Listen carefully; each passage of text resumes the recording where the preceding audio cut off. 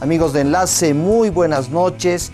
Comienzo de un nuevo año. Enlace se reincorpora a esta gestión y a todos y cada uno de los ciclos que vamos a tener durante este 2015. Y volvemos y retomamos con En Nombre de la Memoria.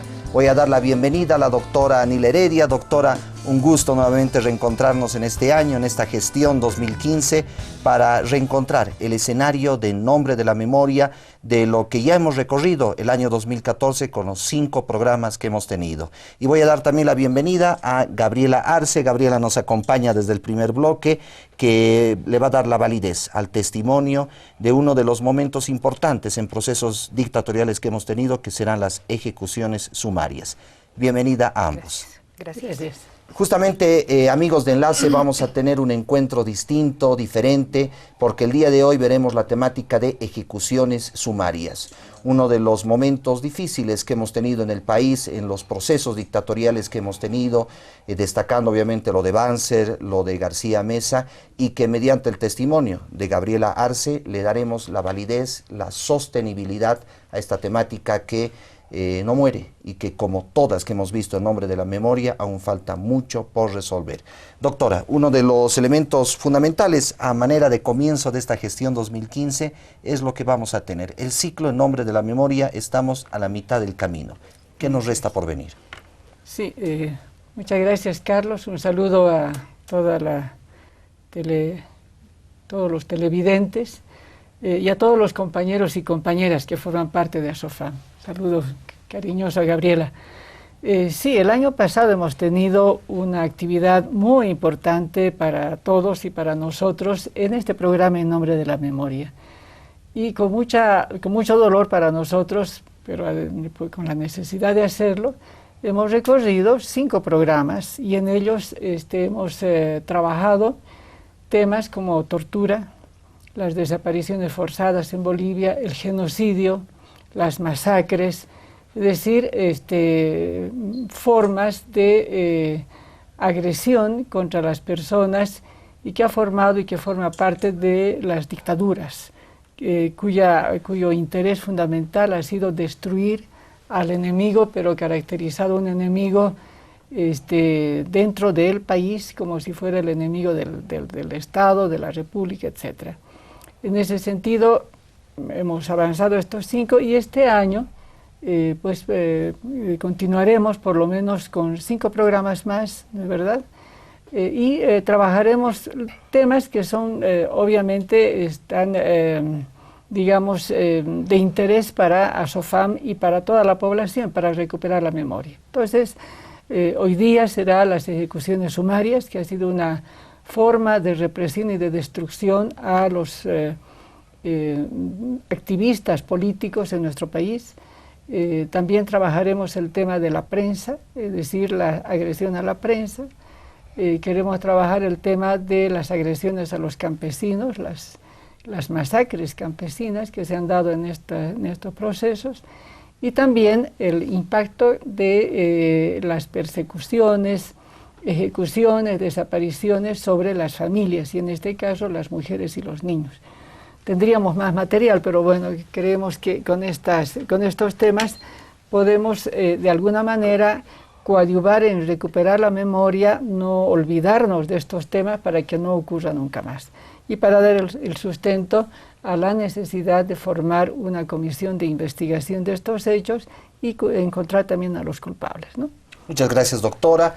Un resumen, amigos, de lo que vamos a tener durante esta mitad de ciclo que aún nos corresponde acá en Enlace, En Nombre de la Memoria, conjuntamente con ASOFAM, todos los temas que vamos a abordar durante los restantes programas desde el día de hoy y cómo terminaremos el ciclo En Nombre de la Memoria. Comenzamos, abrimos el nuevo escenario, abrimos justamente el telón de esta gestión 2015, En Nombre de la Memoria, Enlace, recuperando siempre los momentos más difíciles que hemos tenido en la historia de Bolivia y en el día de hoy con las ejecuciones sumarias. Doctora Gabriela, vamos a comenzar con lo fundamental, la conceptualización. ¿Qué se entiende por ejecución sumaria? Sí, las ejecuciones sumarias se entienden como la privación de la vida de cualquier persona de manera arbitraria, donde no media ningún tipo de proceso judicial, ni siquiera vamos a decir, todo un procedimiento que justifique la agresión contra la vida de alguna persona.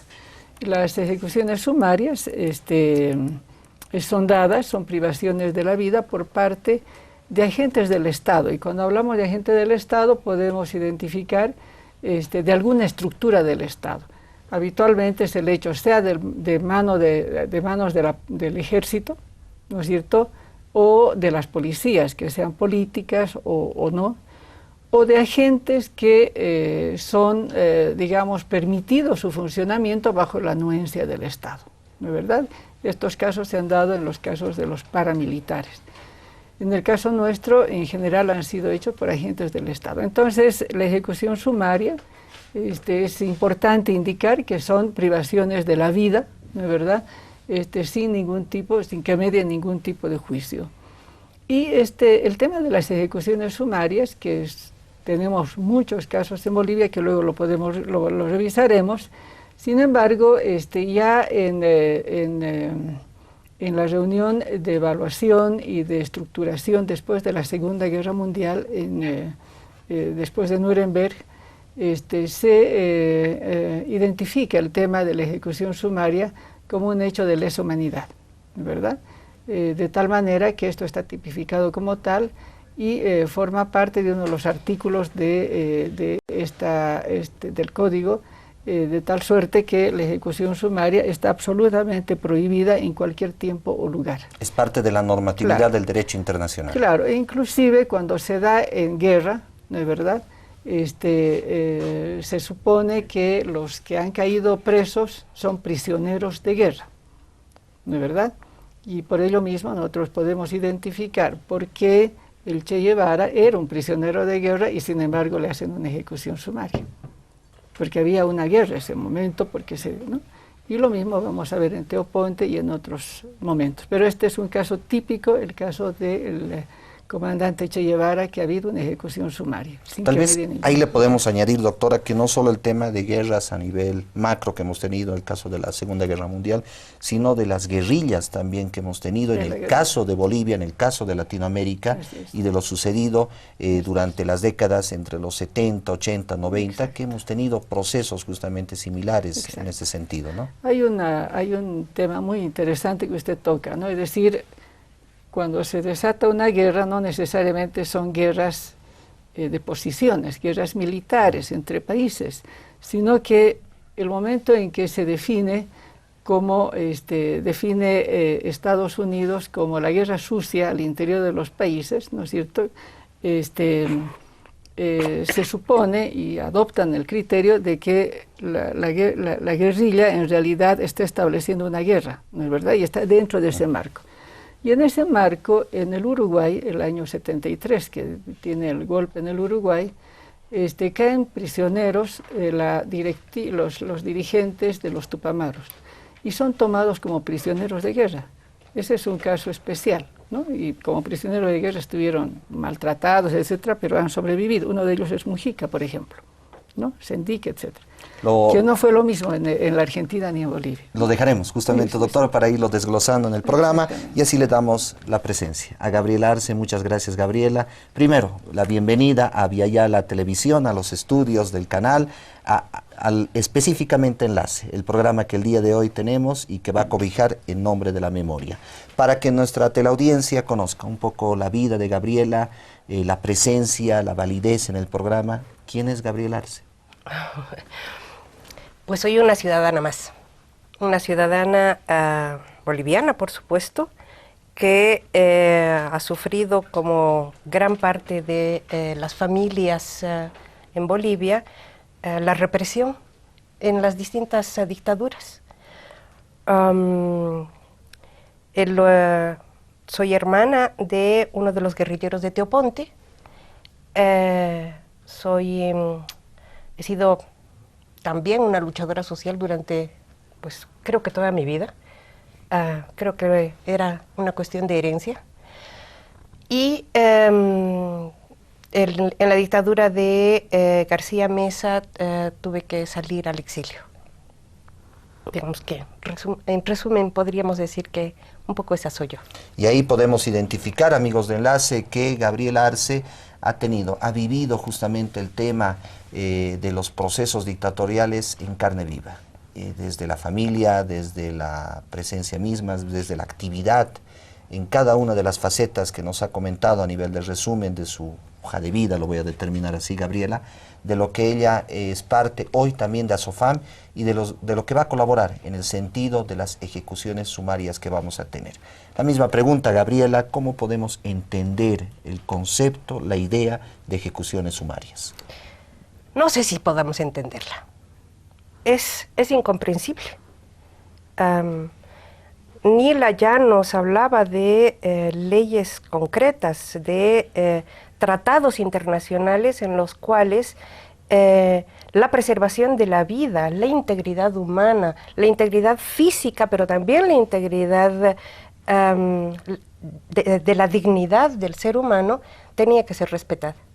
Debe ser respetada aún en situaciones de guerra. Aquí no se respetó. Por eso es que no es entendible. Por eso es que es difícil de comprender todo aquello que por donde han pasado cientos de ciudadanos en este país.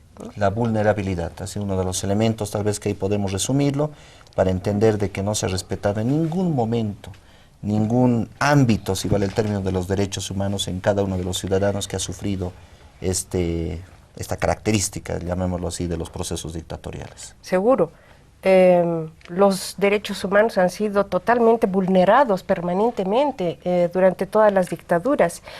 No se ha respetado absolutamente ningún derecho humano, han sido violados constantemente y permanentemente hasta la ejecución misma de quienes pudieran estar en la oposición. Esa ha sido la introducción, amigos, de lo que es las ejecuciones sumarias, de la presencia de ASOFAM el día de hoy, en este ya nuestro 6º programa en nombre de la memoria. Nos vamos a ir un corte para continuar con el análisis, con la reflexión de ejecuciones sumarias. Estamos en Enlace, en nombre de la memoria.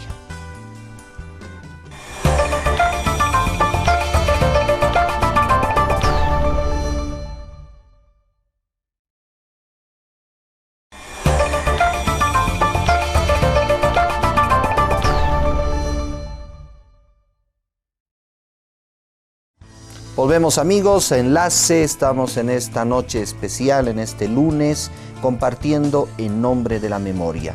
En el 6º programa, en este ciclo, que estamos recordando justamente los procesos dictatoriales con temas, con momentos determinados que ha sido parte de la historia de los bolivianos, pero también del contexto internacional. En el anterior bloque hemos quedado en toda la idea de lo que es la ejecución sumaria y de lo que ha afectado a la humanidad en toda su globalidad. Doctora, la ejecución sumaria hemos tenido en Bolivia, pero hemos tenido en el mundo entero. Han habido momentos especiales que han sido parte justamente de esta ejecución sumaria y que creo particularmente han calado profundamente la historia de la humanidad, no solo de los bolivianos, de la humanidad, en una primera, en una segunda guerra mundial, que creo que ha sido el momento más duro que hemos tenido y que obviamente eso ha marcado la historia del mundo entero, ¿no? ¿Cómo podemos ver el panorama internacional? Para que de ahí ya en los siguientes bloques vamos a aterrizar al tema de Bolivia específicamente.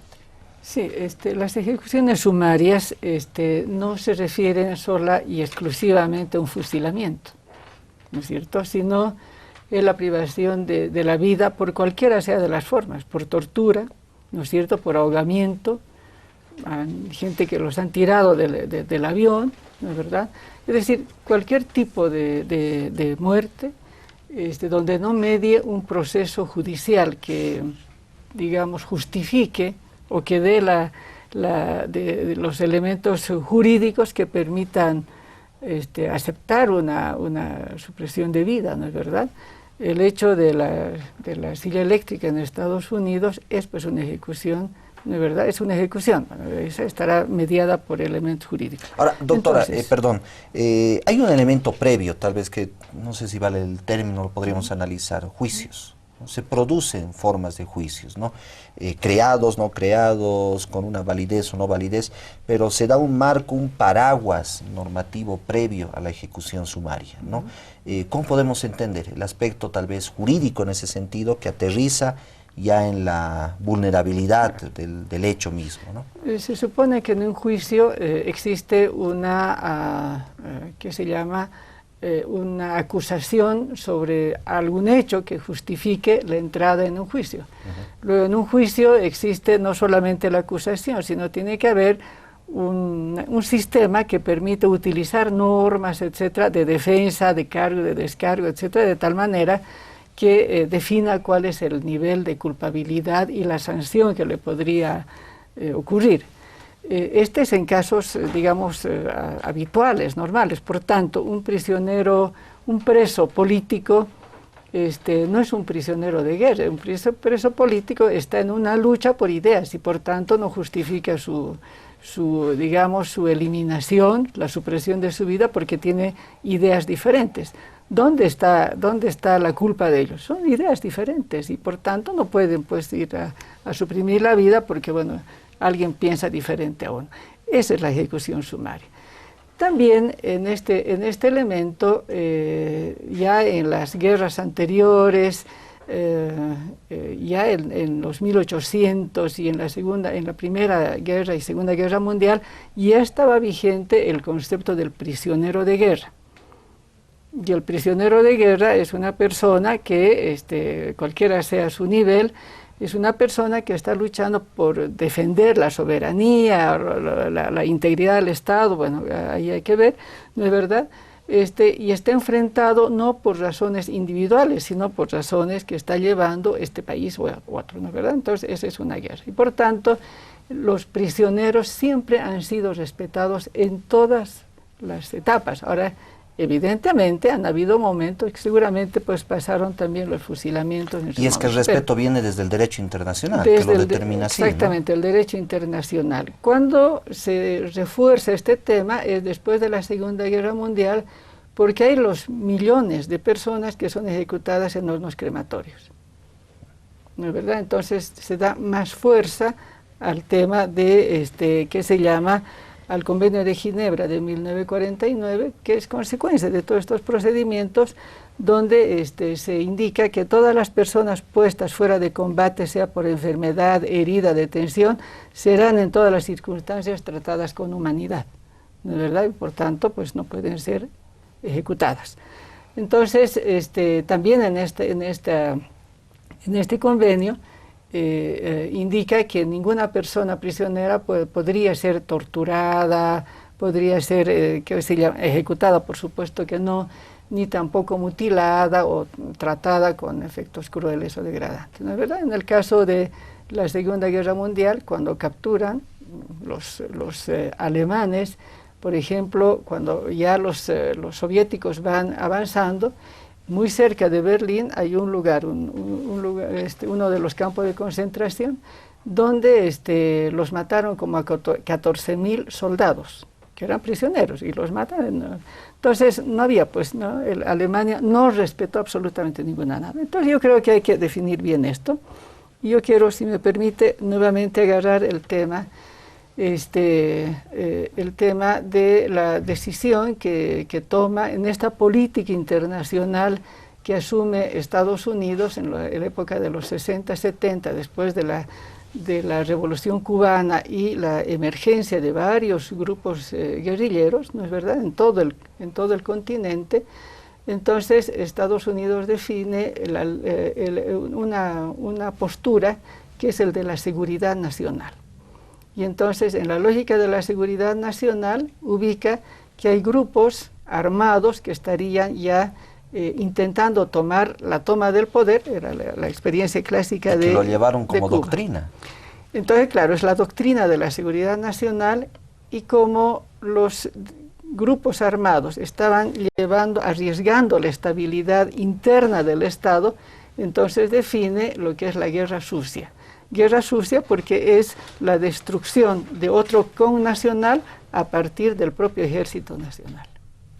O sea, ya no es el enfrentamiento del ejército de un país contra otro país, sino es el ejército dentro del país contra la gente que tenía otras ideas. Y en este caso, obviamente, ponen más fuerza en los grupos armados.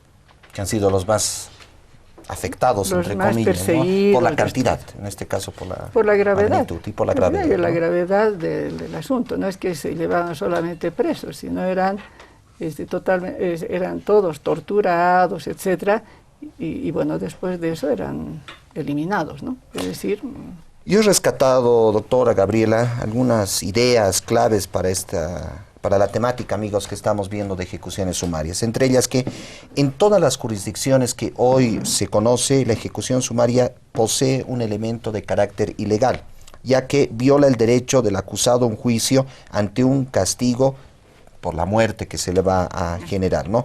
Casi todas las constituciones o sistemas jurídicos, amigos de Enlace, basados en el derecho constitucionario, ha prohibido la ejecución sin la decisión. Creo que aquí es el elemento que podríamos analizarlo, y la sentencia de un juez competente. Ahí estábamos hablando lo que mencionaba la doctora Heredia, del elemento de la normatividad, del respeto a un juicio justo, si vale el término, y obviamente el Pacto Internacional de Derechos Civiles y Políticos, que ya lo ha ido mencionando, de Naciones Unidas la doctora. Entonces, si se dan cuenta, es ese paraguas internacional que hoy tenemos, doctora Gabriela, de un elemento de ilegalidad que estamos viviendo, ¿no? Gabriela, ¿cómo percibe justamente este criterio de lo que el mundo hoy reconoce sobre las ejecuciones sumarias?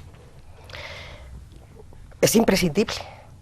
Es imprescindible el respeto a la vida, y además el respeto a la vida dentro de esta jurisprudencia, dentro de esta serie de leyes que permitan, pues, que aquel o aquella que no estuviese de acuerdo con, por sus ideas, con un gobierno determinado, por unas políticas determinadas, pueda decir su verdad, pueda decir su palabra sin que por ello sea ejecutada, torturada, etcétera, ¿no? Entonces, me parece que son reglas civilizatorias que debieran ser respetadas permanentemente y que lamentablemente han sido violadas durante todas las dictaduras en nuestro país, ¿no? En toda ejecución sumaria, amigos de Enlace, tenemos un elemento político, y esa ejecución sumaria, lo hemos ido describiendo en este bloque con la doctora, con Gabriela, tiene esa connotación de ilegalidad que se va produciendo, ¿no? Todo elemento, y sobre todo del contexto internacional que estamos analizando en este bloque, tiene esos efectos políticos, porque hay intereses. O sea, una ejecución sumaria no solo es el tema de que no le parezca el criterio o la idea política de uno, sino que al eliminar a un ser humano, estamos eliminando también factores posiblemente económicos o meramente políticos de interés en contra de ese ente que produce, en este caso, la ejecución sumaria, ¿no? Está casada la idea en este caso, ¿no? Está casado, pero habría que sumar que no solamente es ilegal, sino es ilegítimo. Claro. Quitar la vida. Es decir, puede ser que legalmente, bueno, no se cometió qué atrocidad. ¿Es legítimo quitar la vida? No lo es, de ninguna manera. Habrán numerosos tipos de sanciones, ¿no es verdad? Pero de hecho, como que ya entramos a ese otro nivel, ¿no?, de ilegítimo. Y solamente para incorporar es que Bolivia, su código penal, la nueva constitución, incorpora este tema de la prohibición, obviamente, a todo tipo de agresión contra la vida, ¿no? Creo que es importante ubicar, que ya lo hizo antes, pero hoy está ratificado. Muchas gracias, doctora Gabriela. En este bloque, amigos, hemos visto que las ejecuciones sumarias en el orden internacional hoy por hoy poseen un carácter de ilegalidad. Gabriela, ahora se nos viene un poquito más complicado para los siguientes bloques, porque necesitamos ahora su testimonio para darle la validez de la temática. Ya lo acabamos de conceptualizar, de analizar, pero en nombre de la memoria, y ustedes ya lo saben y lo entienden y lo analizan de esa forma, no solo se basa en el análisis, en la descripción teórica, sino en el testimonio de vida, que es lo fundamental, en la realidad, en cómo nuestros compatriotas han vivido esos procesos dictatoriales y sus familiares han sufrido momentos muy duros en este sentido, ¿no? Entonces le voy a pedir, Gabriela, que para el siguiente bloque veamos el testimonio de vida suyo, para que nuestra teleaudiencia comprenda cabalmente cómo llega al ser humano la ejecución sumaria de la temática que estamos abordando. Estamos en nombre de la memoria, nuevamente en enlace, recuperando lo perdido y que acá llegamos al final a la denuncia. No se olvide justamente de ese elemento que desde el primer programa en nombre de la memoria lo hemos ido trabajando conjuntamente con Asofan. Nos vamos a ir un corte y en un abrir y cerrar de ojos volvemos. Estamos en enlace en nombre de la memoria, amigos.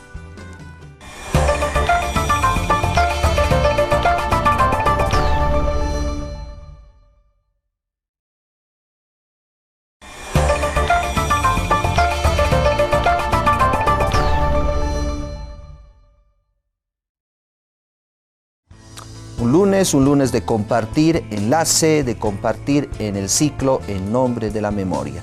Estamos con la doctora Anila Heredia, con Gabriela Arce, en la temática de ejecuciones sumarias. Si en el primer y en el segundo bloque, amigos, hemos visto toda la temática a nivel de análisis del contexto internacional, de entender qué es una ejecución sumaria, ahora veremos el testimonio de vida. No se olviden que en nombre de la memoria tiene dos elementos fundamentales. Por un lado, el análisis, la reflexión, pero por el otro, el testimonio de vida para darle la validez a esa teoría que estamos analizando y que hoy ya en los dos primeros bloques lo hemos conceptualizado. Gabriela, ahora le pido lo más complicado, ¿no? Que veamos justamente ese testimonio de vida, que nos comente, que nos cuente cómo la familia ha reflejado una ejecución sumaria, cómo ha sido parte de todo este momento que estamos analizando a nivel conceptual. Muchas gracias, pues, muchas gracias por permitirme sacar un poco del dolor y muchas gracias por permitirme además tener este espacio para la denuncia. Quiero contar un poco quién era mi hermano. Mi hermano se llamaba José Arce Paravicini, conocido en la familia por Pepe, pero conocido además fundamentalmente como Pedrito, que era su nombre de guerra. Pepe era médico, egresado de la universidad. No era, pues, un muchachito irresponsable, ni mucho menos. Y así como médico, en la guerrilla, junto con Raúl Ibargüen, fueron los médicos responsables de la guerrilla. Se ocupaban de la salud y de las heridas de los guerrilleros. Pepe era poeta, mi hermano era poeta. Y su nombre de guerra, Pedrito, tiene que ver justamente con un libro de poemas que él escribió que se llama Hermano Pedro. Permítame, por favor. Adelante, continuamos. Además fue actor. Trabajó en la película de Yaguarmalco dirigida por Jorge Sanginés. Podría decir yo que se representó a sí mismo. Es el médico responsable que se ocupa de la salud del Malco. Ese era mi hermano. Y un poco para mostrar cómo nos llegó a nosotros, quisiera yo además, y para mostrar quién era él, quisiera empezar leyendo su carta de despedida. Nos ponía lo siguiente: ahora que estoy al borde de la partida, cuando ya el sol me llama y los pies me cosquillean, tengo que hablarles, haciéndome un nudo en la garganta, de ti, de mí, de nosotros, de la lucha grande, del camino de ida y de regreso. Por eso, en vez de llanto y despedida, te pido, les pido, sonrisa y esperanza. La montaña amiga y el fusil compañero me esperan en amistad fraterna. José Arce Paravicini. También escribía totalmente fusionado con sus ideas y con la importancia y la necesidad de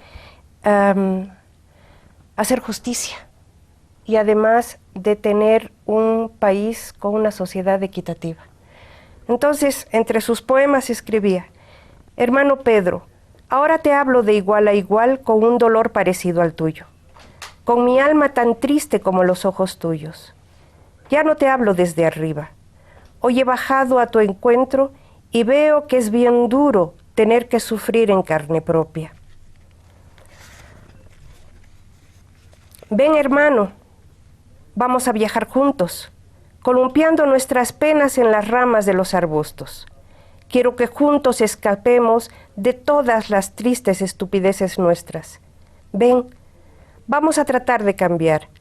Por lo menos hagamos algo. Que nunca más el invierno nos pesque sin abrigo. Que nunca más, ya nunca más, hemos de quemar nuestra leña antes de las primeras nieves. Ese era José Arce Paravicini, un hombre totalmente comprometido con su entorno, totalmente comprometido con su realidad. Y el Pedro al que se refiere, obviamente, es el pueblo. Es ese pueblo sufrido por el cual él estuvo dispuesto a dar la vida. Por el cual él se fue a la guerrilla no para morir. Él se fue a la guerrilla para vivir y para que vivamos todos mejor, para que vivamos todos bien, para que tengamos una sociedad más equitativa y más justa. Ya en los anteriores bloques, pues, nos ha quedado claro cuáles son las leyes que se violentaron permanentemente en nuestro país. ¿Qué pasó? ¿Cómo es que se violentó la vida de mi hermano y en qué condiciones? Ya había dicho que él y Raúl Ibargüen eran médicos ambos, responsables dentro de la guerrilla. En uno de los tantos combates, quizás el más difícil, el más duro, Benjo Cruz, de quien todos seguramente tenemos memoria, fue herido en una pierna y en un brazo. Entonces tuvieron que quedar mi hermano, Pepe, y Raúl, tuvieron que quedarse con Benjo para curar sus heridas. Entre ellos se quedó Hugo Borges, un joven estudiante de 19 años que tenía la tarea de protegerlos, de cuidarlos, mientras ellos operaban a Benjo Cruz. En esto llegó el ejército. Los tomó prisioneros a los cuatro. No hubo combate de por medio. Los dos médicos estaban operando a un herido. No hubo combate de por medio. Los tomaron presos, se los llevaron a un paraje llamado El Pajonal. Allí los obligaron a los cuatro, no sé cómo habrá podido hacer esto Benjo Cruz, a los cuatro los obligaron a cavar sus tumbas. Cuando terminaron de cavar sus tumbas, Benjo le dijo fundamentalmente al teniente Alfredo Espinosa: voy a cantarle mi última canción para que no se le olvida nunca más en la vida. Terminó la canción y los fusilaron. Perdón, Gabriela, para contextualizar simplemente como un dato, como un detalle, mucha de nuestra teleaudiencia también es joven y es lo que queremos llegar justamente con ASOFAM. El detalle, ¿en qué año estamos? 1970, perdón. 1970. Perdón, Gabriela, continuamos. ¿Cómo es que nosotros tenemos esta información? ¿Cómo es que sabemos que el teniente Espinosa mató a mi hermano, mató a los médicos José Arce Paravicini, Raúl Ibargüen, Benjo Cruz y a Hugo Borges? ¿Cómo es que sabemos esto? Tenemos una serie de fuentes que han ido recogiendo esta información. La primera es el diario de campaña de Omar, donde él hace este relato. La segunda es el testimonio de Jaime Salles, conocido por muchos como Jimmy Salles. Jaime Salles formaba parte de la comisión de rescate de los 8 sobrevivientes. Esto le permitió estar en contacto con los campesinos de la zona y con los campesinos del Pajonal que fueron los que le contaron, los que le relataron esto. Pero además tenemos una entrevista que desde mi punto de vista es una confesión del propio teniente Alfredo Espinosa, que además fue publicada en la prensa de la época. Esto nos permite saber a ciencia cierta qué es lo que pasó. Fueron ejecutados y, por supuesto, con ello, violadas todas las leyes y todos los derechos humanos posibles. ¿Quiénes son los culpables? ¿Quiénes son los responsables de estas ejecuciones? Porque quiero hacer un paréntesis aquí. Ahora cuento lo que le ocurrió a mi hermano y a sus compañeros en ese momento, a estos 4 guerrilleros. Pero no fueron los únicos. Fue lo que le pasó a un gran número, por lo menos unos 40 de los guerrilleros que entraron a Teoponte. De hecho, en los primeros días de la guerrilla, hubo 8 de los compañeros, 8 guerrilleros, que habían decidido dejar las armas, que habían decidido salir del monte. Y salieron sin armas y vestidos de civiles. En cuanto salieron, fueron recibidos por el ejército y fueron ejecutados. Sin mediar, ya no digamos un juicio previo, sin mediar casi ni palabra. Se enteraron de quiénes eran y fueron ejecutados. Claro, se violó incluso ya el primer paso dentro de una ejecución sumaria. Incluso. Por supuesto. Y así como ellos, fueron ejecutados muchos otros. También quiero rescatar la imagen de no solamente mi hermano, sino además de todos los guerrilleros de Teoponte. No eran una banda de forajidos, no eran un grupo de muchachitos irresponsables, eran un grupo de efectivamente jóvenes, pero jóvenes sensibles, jóvenes respetuosos de la vida, dispuestos pues a luchar por la vida de los otros, por la vida de nosotros. Y así es entonces que si tuviera yo la lista completa de cada uno de ellos, podremos encontrar no solamente estos 2 médicos, teníamos otro médico más que apellidaba Rueda, Moisés Rueda, también compañero de grupo, compañero de generación de ellos. Gabriela, perdón, si me permite, producción me está enviando al corte, y creo que la importancia de la información que está brindando Gabriela da para que lo continuemos, amigos de Enlace, en el siguiente bloque. Estamos en Enlace, en nombre de la memoria, en la temática de ejecuciones sumarias, y me voy a quedar con algo. Además de la memoria, en este caso, de José Arce, de el querido, me imagino, Pepe Arce, en su momento un doctor, es el sentido de que cuando revisamos los libros de historia y vemos lo que fue la guerrilla de Teoponte, a veces quedan 3, 4 párrafos exageradamente. Por lo menos en cada uno de los libros que yo he revisado siempre va ese dato.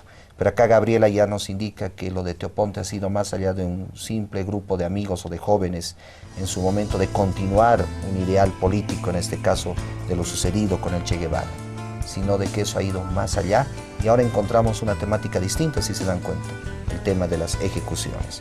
Los dejo con eso para el corte, volvemos ya en el último bloque para terminar con Gabriela para nuestras conclusiones finales en lo que es Enlace en nombre de la memoria. Vámonos al corte.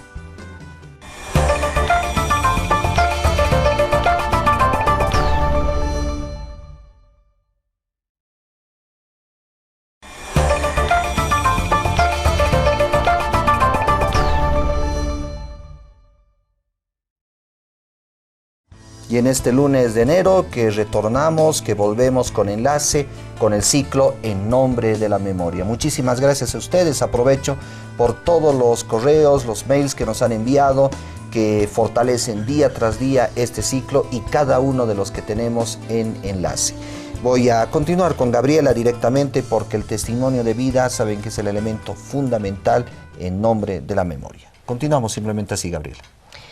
Pues lo dicho, el grupo que fue a Teoponte era un grupo de ciudadanos responsables, jóvenes dispuestos a dar la vida por la equidad en Bolivia, muchos de ellos profesionales, médicos, ingenieros, físicos, la lista es larga, varios de ellos campesinos y algunos estudiantes. Obreros también y algún minero incluso. Ese era el grupo y en su mayoría fueron ejecutados. ¿Quiénes son los responsables? ¿Quiénes son los culpables de estas ejecuciones? Y que nos quede totalmente claro. El teniente Alfredo Espinosa fue el ejecutor, confeso. Él confesó. Pero él recibía órdenes del capitán José Pérez, que a su vez recibía órdenes del coronel Constantino Valencia Oblitas, que a su vez recibía órdenes del comandante del ejército, el general Rogelio Miranda. Y no para ahí, lo más doloroso. Ellos recibían órdenes del presidente de la República, Alfredo Obando Candia. ¿Cuál era la orden precisa dada por Obando Candia y que bajó hasta el último eslabón de la cadena de mando? Ni heridos ni prisioneros, solo cadáveres. Así entonces, de 57 guerrilleros, más de 40 fueron ejecutados.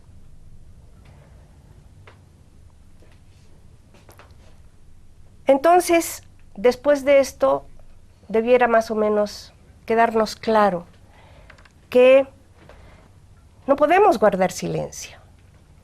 No podemos guardar silencio no solamente en honor a la memoria de los caídos, sino en honor a la memoria de nuestra propia historia, de la historia de todo el país. De ahí la necesidad de investigar, conocer la verdad. ¿Para qué? ¿Para qué queremos conocer la verdad? Desde mi punto de vista, y creo que en general es la posición de Azofán, primero, para castigar a los culpables. Segundo, tenemos que reescribir nuestra historia. Tú decías que en los libros de historia de Bolivia en general hay 2 líneas, 4 líneas y se acabó. Tenemos que escribir la verdadera historia de Bolivia. ¿Para qué escribir la verdadera historia de Bolivia?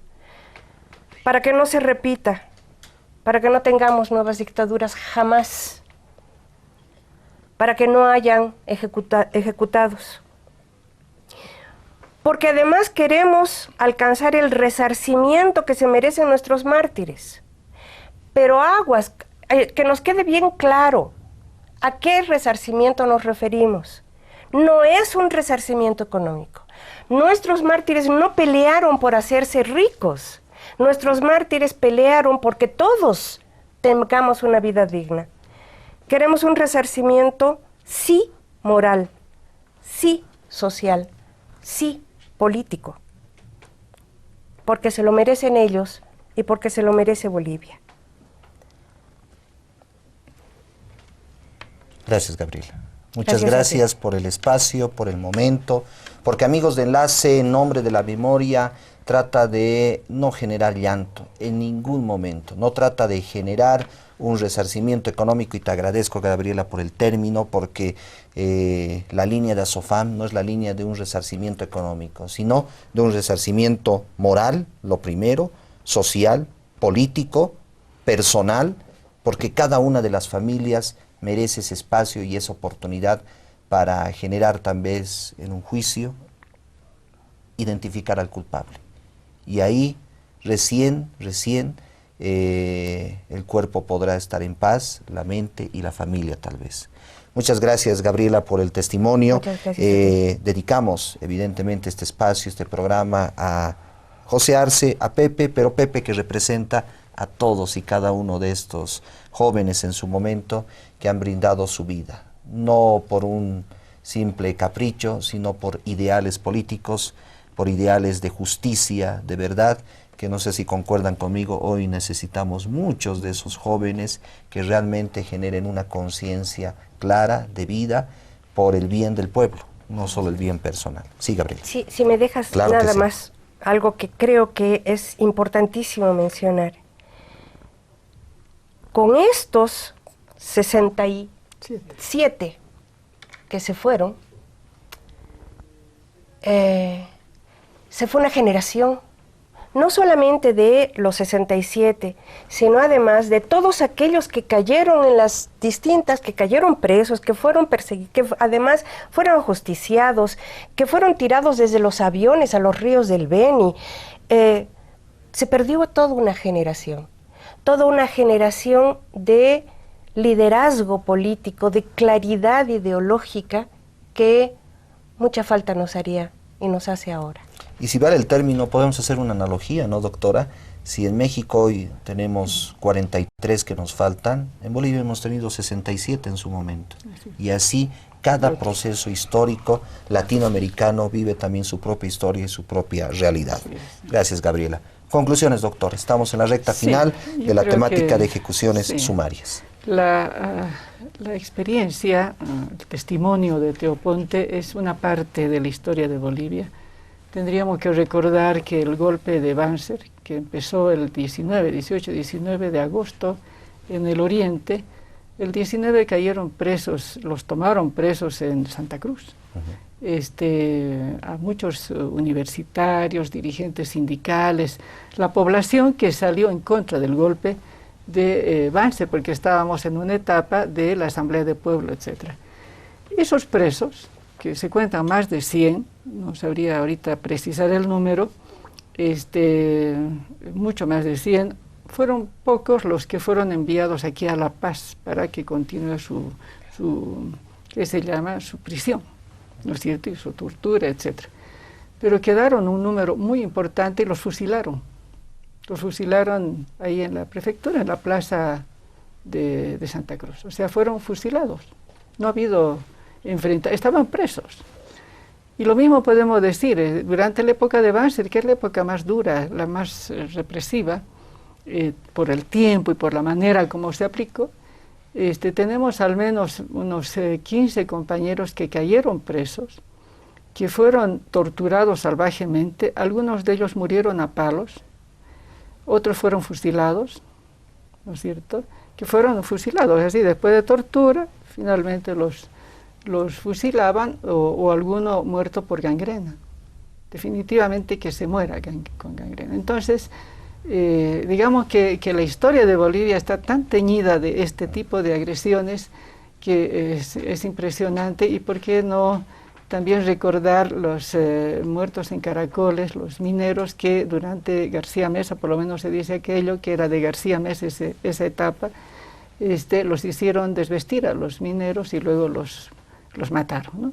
Entonces, es este tema, es decir, no es el hecho de Teo Ponte. En Teo Ponte murió lo más granado de la, digamos, la parte que estaba en dirección, no solamente universitaria, política, partidaria, de un grupo de compañeros, porque muchos de los que han sido ejecutados eran dirigentes universitarios. Se hizo la revolución universitaria con ellos, y por ello entran, ¿no es cierto?, a la guerrilla. Entonces, como un elemento de la necesidad de recuperar la memoria es no ver al grupo de Teo Ponte como el grupo de aventureros jóvenes que no sabían dónde iban. De ninguna manera, no era así, ¿no es verdad?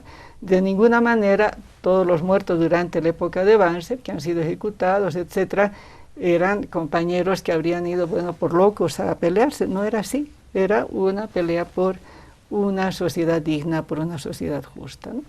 Entonces, yo quiero, tal vez a modo de redondear al mismo tiempo, indicar que el tema de las ejecuciones sumarias no solamente no están permitidas, sino que son absolutamente ilógicas inhumanas en toda la expresión claro, de la palabra. Inhumanas, ilógicas, etcétera, porque no puede haber un mecanismo que pero peor todavía cuando el tema son ideas.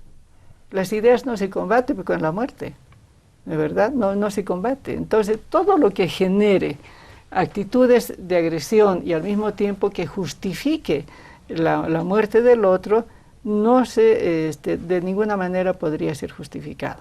Y en este caso, simplemente termino en que los compañeros eran compañeros de enorme valía para el proceso político boliviano. Muchas gracias, doctor Heredia. Gabriela, su conclusión, su despedida. Creo que ellos y ellas iniciaron el camino que transitamos hoy. Sin sus acciones, sin su lucha, difícilmente estaríamos donde estamos en este momento. No debemos olvidarlos, no debemos olvidar que ellos caminaron los primeros peldaños para alcanzar la vida que tenemos ahora.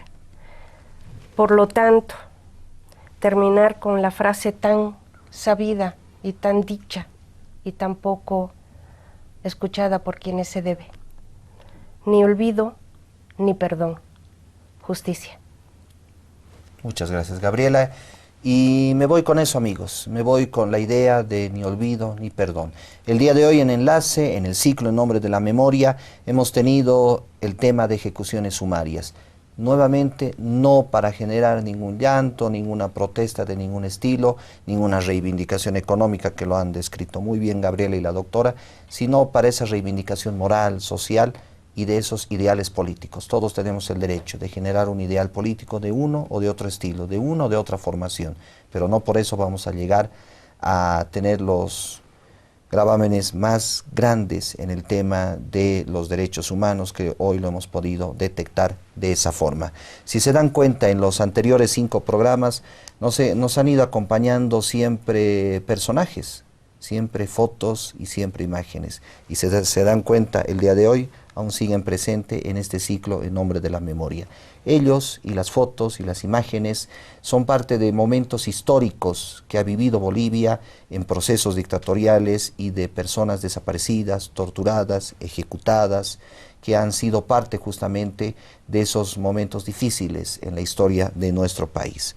Esa ha sido la temática de ejecuciones sumarias, y les agradezco por seguir con nosotros, por seguir en el ciclo de Nombre de la Memoria, porque Aviala la Televisión y Asofam va a generar denuncia y vamos a cerrar el ciclo pidiendo algo fundamental, que llegue la justicia y que llegue la justicia en su verdadera cabalidad. Soy Carlos Santalla, nuevamente gustoso de encontrarme con ustedes en este 2015 para no solo compartir de este ciclo En Nombre de la Memoria, sino todos y cada uno de los que va a venir durante toda esta gestión. Y nos vamos a caracterizar en este 2015 con una frase, y con eso me despido, amigos. Si crees en los sueños, ellos se crearán. Esto ha sido Enlace En Nombre de la Memoria.